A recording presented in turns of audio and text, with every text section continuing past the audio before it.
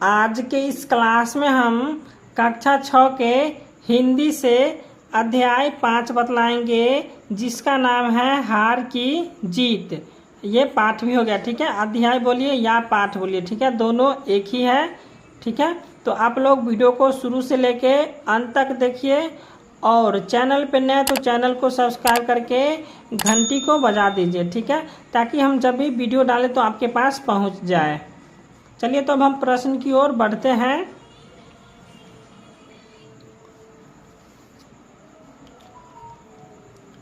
प्रश्न संख्या 1 है, बाबा भारती अपने घोड़े सुल्तान से किस प्रकार स्नेह करते थे।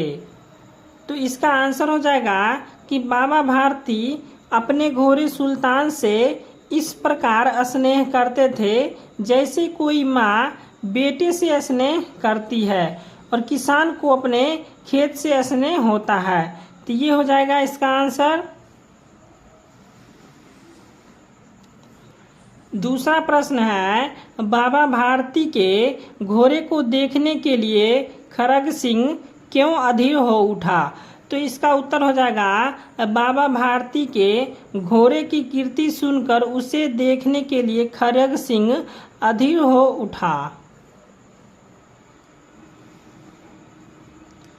तीसरा प्रश्न है, घोड़ा देखने के बाद खरग सिंह के दिमाग में क्या उथल पुथल होने लगी। तो इसका उत्तर हो जाएगा, घोड़ा देखने के बाद उसके दिमाग में उथल पुथल होने लगा कि यह घोड़ा मुझे कैसे प्राप्त होगा। ठीक है, तो 3 प्रश्न तक हो गया। अब हम चौथा प्रश्न बतलाएंगे।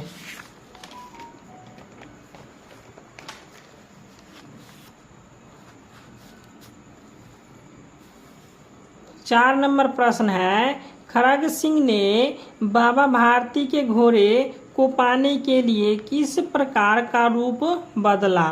तो इसका उत्तर हो जाएगा, खरग सिंह ने बाबा भारती के घोड़े सुल्तान को पाने के लिए अपाहिज का रूप बदला।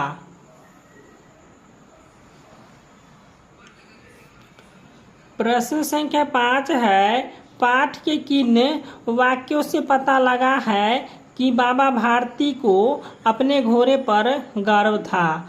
तो इसका उत्तर हो जाएगा, बड़ा विचित्र जानवर है, देखोगे तो प्रसन्न हो जाओगे, उसकी चाल तुम्हारा मन मोह लेगी इत्यादि।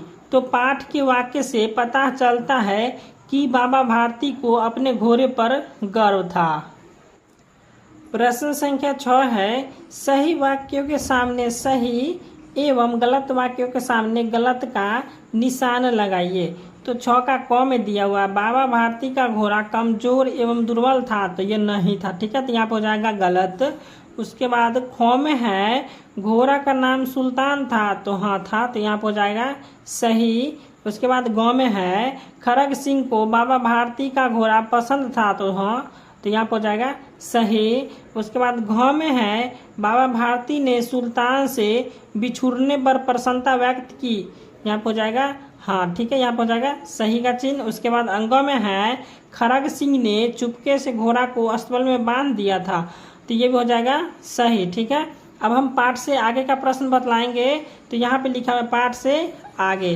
तो इसका पहला प्रश्न है, लोगों को यदि इस घटना का पता लग गया तो वे किसी अपाहिज पर विश्वास न करेंगे। बाबा भारती इस वक्तव्य का क्या अभिप्राय है। ठीक है, चलिए इसका हम आंसर बतला देते हैं। तो यहाँ पे इसका आंसर हम लिखे हैं कि बाबा भारती के इस वक्तव्य से अभिप्राय है कि यह बात सुनकर कोई भी अपाहिज को मदद नहीं करेगा। तो यह हो गया एक का आंसर। अब दूसरा प्रश्न देखिए। दूसरा प्रश्न है, खरग सिंह ने चुपके से रात में सुल्तान को वापस अस्तबल में बांध दिया, ऐसा उसने क्यों किया। तो इसका उत्तर हो जाएगा, बाबा भारती के वाक्य को सुनकर खरग सिंह का हृदय परिवर्तन हो गया और उसे किए पर पश्चाताप होने लगा। अतः उसने बाबा के घोड़े को लौटने के लिए चुपके से घोड़े को अस्तबल में बांध दिया।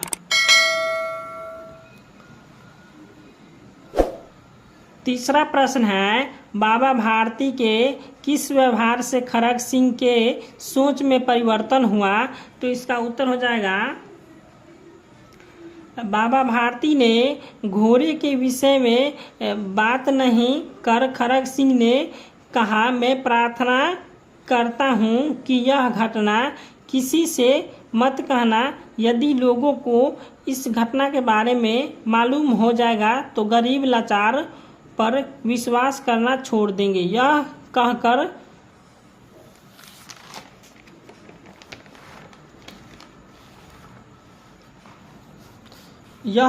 सुल्तान को बिना देखे वापस चल दिए।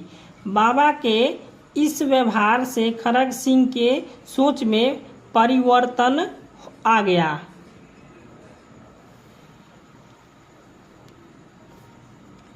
अब प्रश्न संख्या 4 है, आपकी प्रिय वस्तु कोई छीनने का प्रयास करे तो आप क्या करेंगे? तो इसका उत्तर हो जाएगा, हमारी प्रिय वस्तु यदि कोई छीनने का प्रयास करेंगे तो मैं उसका विरोध करूंगा। तो ये हो जाएगा इसका आंसर। उसके बाद 5वां प्रश्न है, अगर आपको बाबा भारती से घोड़ा लेना होता तो आप क्या करते? तो इसका उत्तर हो जाएगा, अगर मुझे बाबा भारती से घोड़ा लेना होता तो हम उनसे घोड़ा देने के लिए आग्रह करते।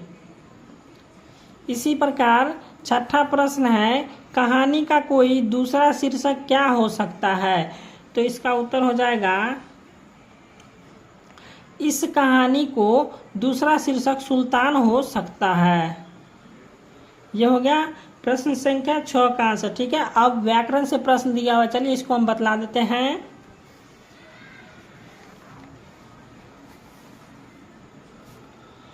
तो यहाँ पे व्याकरण से प्रश्न दिया, ठीक है, देख लीजिए व्याकरण लिखा हुआ है। व्याकरण का 1 नंबर प्रश्न यहाँ पे क में, किसान अपने लहलहाते खेत को देखकर बहुत प्रसन्न होता है। ठीक है, तो इसमें किसान क्या है आपको बतलाना है।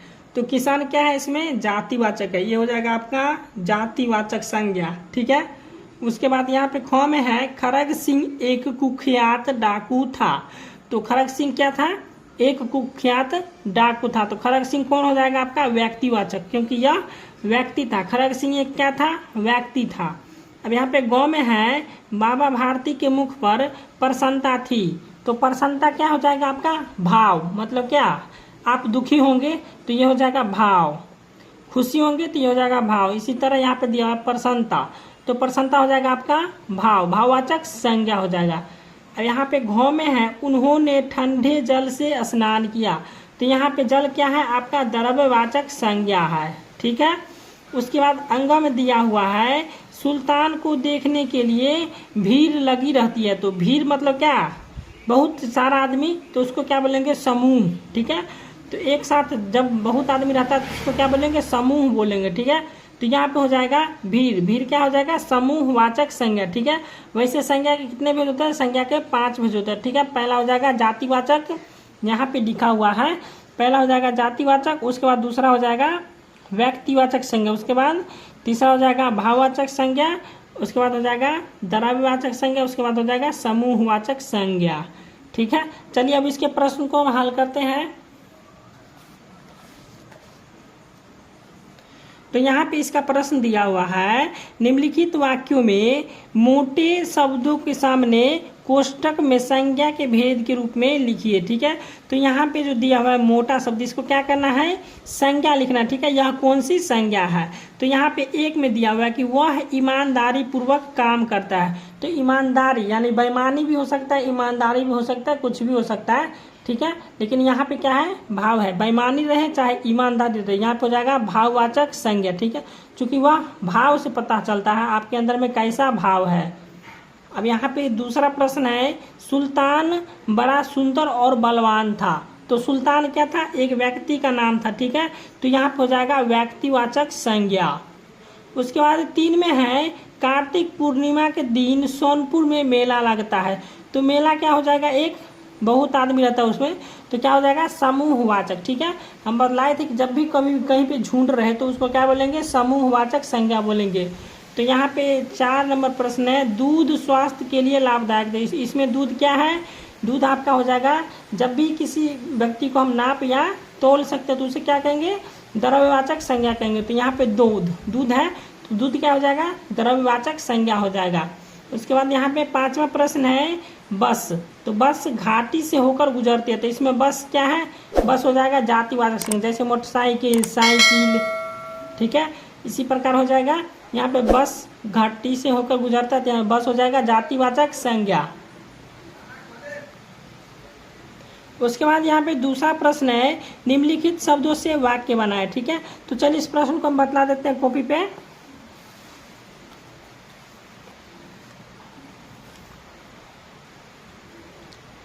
दूसरा प्रश्न का क में है पश्चात, इसका क्या करना था? वाक्य बनाना था। यहाँ पे हम लिखे हैं, मोहन के पश्चात सोहन आया। उसके बाद ख में है महात्मा, तो इसका वाक्य बनाएंगे तो हो जाएगा, आप महात्मा हैं।